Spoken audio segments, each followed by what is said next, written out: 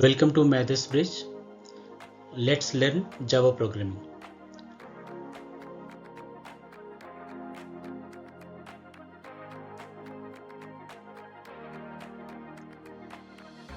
Folks, please do visit us at our YouTube channel Maths Bridge. I think you are already subscribed to the channel. If you have not, please do subscribe the channel and then support us. Thank you and then happy learning.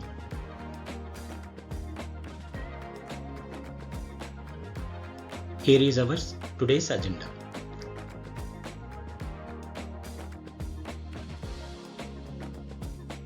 Building Java basics.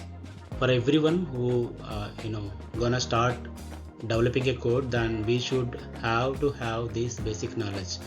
If you already have, that's fine, but as a beginner you should know this is the concepts. So what is mean by Java syntax? What is the Java comments, Java output, Java variables, Java data types, what type of data type the Java supports? This concept is we will gonna see through sample programs. We will demonstrate it through the examples to clear the concept and understanding how the compiler took care of compiling the code that you written and produce the corresponding output. Let's look at that in today's session. So Java source file extension you should see as a dot Java, the file name .java. If you say like a Java syntax is a source file, then Java syntax .java is the file name. Okay, so one more thing is like every Java file should have at least one class file. Without class you can't write anything in it. That's one point that we have to be noted. Second thing is the file name and class name should be the same. If you have the only one class within the Java file, then that class name and the file name should be the same. Okay, same way, like class name should start with uppercase, and hence your file name should also start with uppercase. That's an idea. Next thing, every source file will be included in one of the package. In our case, if you see, day6-1 is my package name under which I included source file. Okay, you could also see as a first line package and package name and with a semicolon. Okay, every statement, executable statements ends with a semicolon. That's like a end of the line. All right, this is kind of an executable statements. All these things are okay. By default you should have like a one main method in your Java application. For this instance I have a Java method, main method here. The syntax is public static void main. Okay, main is not going to return anything by saying void.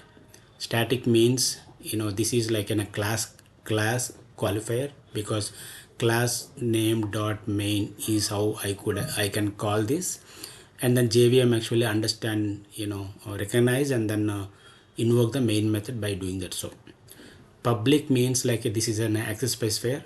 Outside of the class can be accessed this method if it is defined as a public. This is a basic syntax that we do follow in Java. So one more point that I would like to take it out, this IDE, if you look at a project options, there is a are you going to clean, are you going to actually build? I chosen as a build automatically an option. That's why this got actually grayed out, right? When I say that, like what happened, compiler continuously monitor my changes in my project. If any changes it sees, like it will compile it backend. Let's say for instance I remove the semicolon. What happens is immediately it prompts an error, because compiler recognize the change and then compile it and then see there is syntax error. That's what I got this mark. So this gives like a suggestion also stating that syntax error, insert colon to complete the block of the statement. So I have to do that.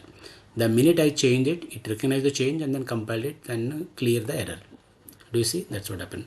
So one more point that I would like to bring it out here is that file modifications are compiled, that's fine, but this is not yet actually saved in file system, because I can see star as a prefix to the file name. This means like file has been modified but not yet saved. So what I would do, like I have to just hit the save button. does. Compilation simple, you can just use like a run as an option. We have two options, one option here, right? The other option that you can think of here. So Java syntax done. In Java source file, if you can see, we have a two different lines that you can recognize. One is like an executable statement, because that statement is being executed by the CPU, right? In the sense, the second thing is like a non-executable statements. So all the comments are treated as a non-executable statements. Non-executable statement in the meaning, in the Java file, when you compile the Java file, you generate a bytecode, right? So these non-executable statements will not be part of your bytecode. That's an idea. So why do you require comments? For the code readability, we add like as many comments as possible, because sometimes like if we do like write like in a complex code, but other people might not even understand what is written, right? The intended for that logic being built should be known to the new visitors, and hence you can write a proper comments. That's called as a code commentation. How many ways we can do the code commentation? Just for example, single line comment. If you look at this line, this is called a single line comment. You can also have like multiple comments, like this syntax, which you can see in a C++ also, right? This is a C++ style of comment, single line comment. This is like a multi-line comment. Comments can start anywhere else. Doesn't need to be always like a first line, first position and all. I can write a comments here, I can write a comments here, I can do here, I can also do here, right? This is an idea of the comments. Java comments. Are you clear? Now let's look at a Java output. For displaying a message, a text message in a console, what is a method that we have to use? We have to use inbuilt method called system.out.println. So if you can type like this, system.out. So you will get like a prompt like with like a lot of options here, like you can choose whatever you want. Let's say println for now, right? You see, even print also we have like plenty of things, right? Print and println, there is the two options that we can see. So what this means probably is what we're gonna see today. Okay, so one case I am using like a print here, the other part I am using like a println. Okay, if I can actually compile this code, and by default it's compiled anyway because I don't see the any error, I can run it. When I run this, what happens is like I can see the output. Do you see? Hi Java in a single line I could see, and then output is a second line. Why so? So you have to note down one point is that at line number 11 you are using a method called print. Print means it just prints. It is not introducing any new line character, right? In line number 13, I am actually printing a Java as a string on the console, but I used method called println. When I use println, end of the Java, it introduces like a new line character, and hence carries returns to the next line. And then in line number 15, I'm still using using like a print instead of println. That means like it is not going to introduce anything. So my cursor is supposed to be at this position. That's why I'm getting all this. If I can use like this println, right? And this also is kind of a println. And then if you can save and compile, I mean run it, what happens? Now I can see three lines in three different lines in the display. Do you see? It's a separate line, right? Every display gets printed on a separate line. Hi Java and output. This is one way that we can say output lines. The second part, what we can do, how we are going to concat the numbers. Yes, we can do that. Concating two different strings is doable. Something like that, hello, right? One, and then put a plus, and then add one more string called maths. You can do this. So if you can run this program, right? So you can see hello maths place. So both strings can be concatenated using a plus. I hope now it's clear, right?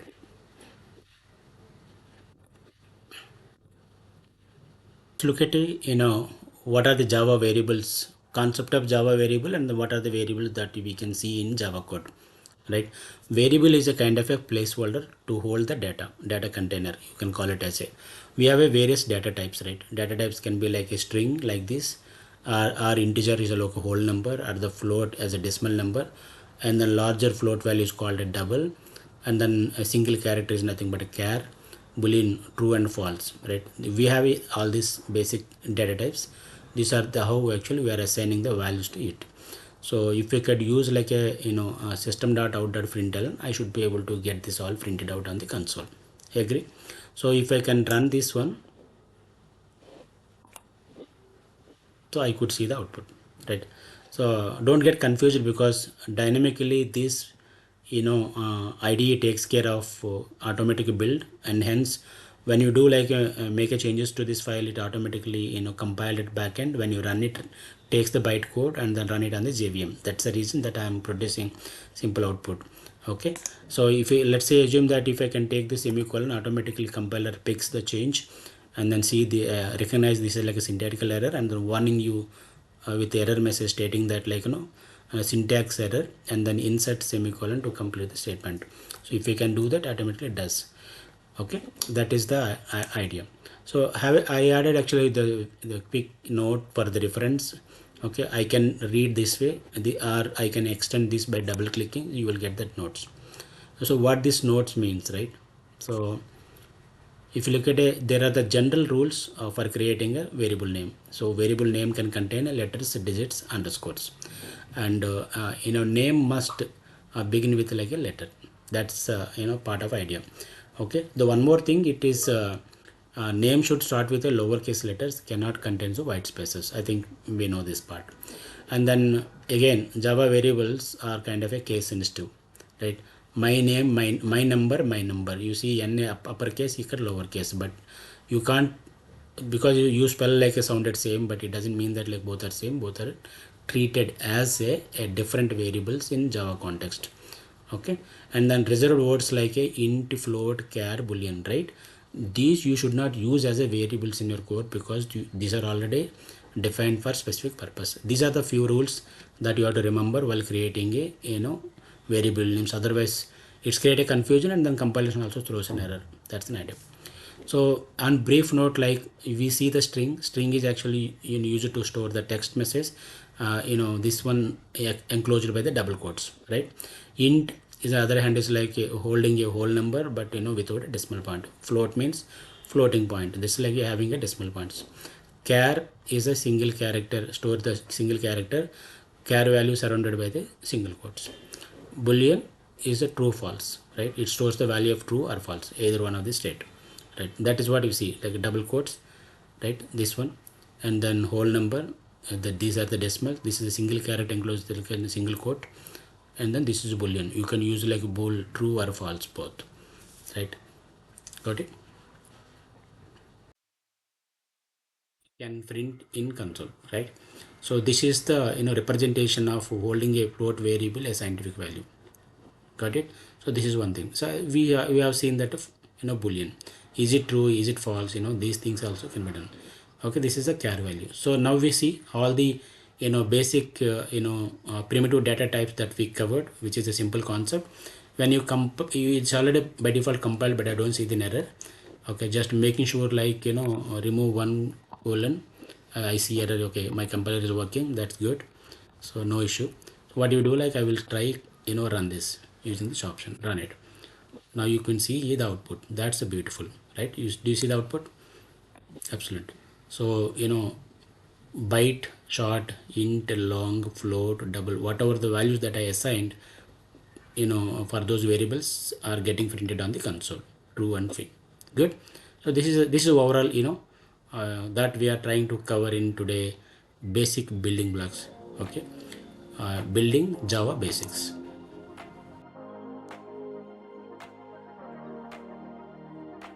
Thanks for watching. Please like, share, subscribe, click on bell icon, and leave the comments. Happy learning. Thank you. Stay tuned to upcoming sessions.